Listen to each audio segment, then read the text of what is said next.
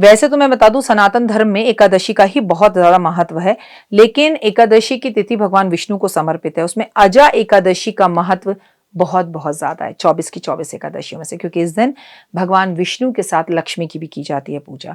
नमस्कार, सुस्वागतम, वेलकम, अभिनंदन। मैं हूं आपके साथ आपकी अपनी होस्ट संतोष डॉक्टर वाई राखी।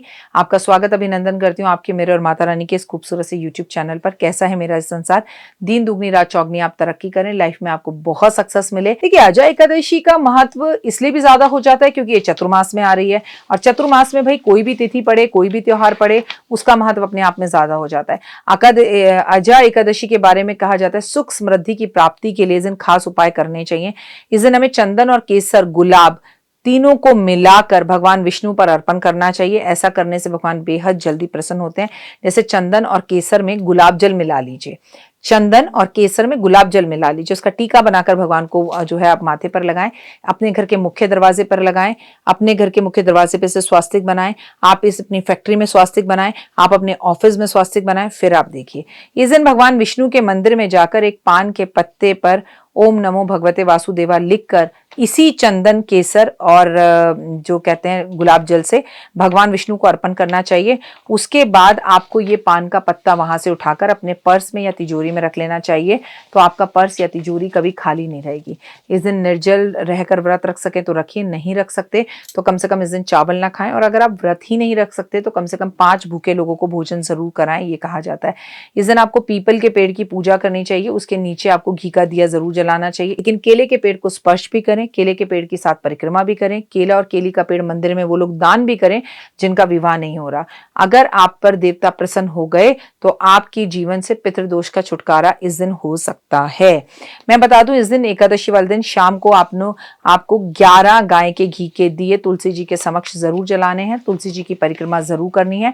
आज तुलसी जी को श्रृंगार और चुन्नी का सामान अर्पण जरूर करना है, क्योंकि ये चतुर्मास की एकादशी है। ऐसा भी माना जाता है कि इस दिन दान पुण्य करने से, खासकर चावल दान करने से, गरीब लोगों में, जरूरतमंद लोगों में अनाज दान करने से, दूध दही का दान करने से आपका विवाहित जीवन बहुत अच्छा होता है और कारोबार चलता है। कहते हैं छात्रों के लिए ये दिन बेहद ही शुभ माना जाता है। इस दिन सुबह स्नान वगैरह कर भगवान विष्णु की प्रतिमा के समक्ष बैठ जाइए और उनका दूध से अभिषेक अपने बच्चों के हाथ से करवाएं, लेकिन खाली दूध का नहीं, शंख में दूध और केसर मिलाकर अगर भगवान का अभिषेक बच्चों से करवाया जाए तो बच्चे दिन दुगनी रात चौगनी तरक्की करते हैं और माँ सरस्वती की कृपा उन पर सदैव बनी रहती है। भगवान विष्णु को 5 तरह के अन्न आज अर्पण जरूर करें। घर में सिंदूर मिलाकर भगवान विष्णु के मंदिर में आज दीपक जरूर जलाएं। ये 5 या 11 दीपक हो सकते हैं। मक्खन और मिश्री का भोग श्री कृष्ण भगवान को जरूर लगाएं। इनके सामने गायत्री मंत्र पढ़ें। इन्हें मोर पंख भी आज जरूर अर्पण करें। आटे की गोलियां बनाकर मछलियों को खिलाएं। भगवान विष्णु और तुलसी की पूजा करें। तुलसी के कुछ पत्ते भगवान विष्णु को आज अर्पण जरूर करें। और सबसे महत्वपूर्ण बात, छोटे छोटे बच्चों को मक्खन और मिश्री बांटें। भगवान विष्णु को कच्चे दूध से अभिषेक कराना, और अगर लड्डू गोपाल आपके घर में उनका अभिषेक कराना बेहद उत्तम होगा। पीले रंग के कपड़े आप आज जरूर पहने। आज आप भगवान को गुलाब का इत्र अर्पण करें तो अच्छा है। भगवान विष्णु को आज चांदुई की बांसुरी अर्पण कर सकते हैं तो करें। आज गाय को गुड़ जरूर खिलाएं। आज केले के पेड़ पर गुड़ और गेहूं अर्पण जरूर करें। श्री हरि की प्रतिमा पर आज आप बेहद खूबसूरत हो गंगा जल छिड़काव करें। पीले फूल अर्पण करें। आज आप अपने पूरे घर में मैजिक वाटर जरूर छिड़कें। भगवान विष्णु को आज आप केसर का दूध भोग लगाएं।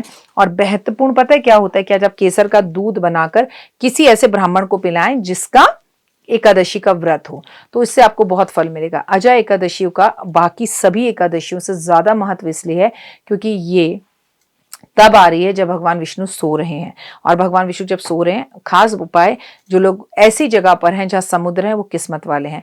आज समुद्र में जाएं, केसर अर्पण करें, चावल अर्पण करें। समुद्र में आज आप समुद्र के आसपास दीपक जलाएं, धूप जलाएं।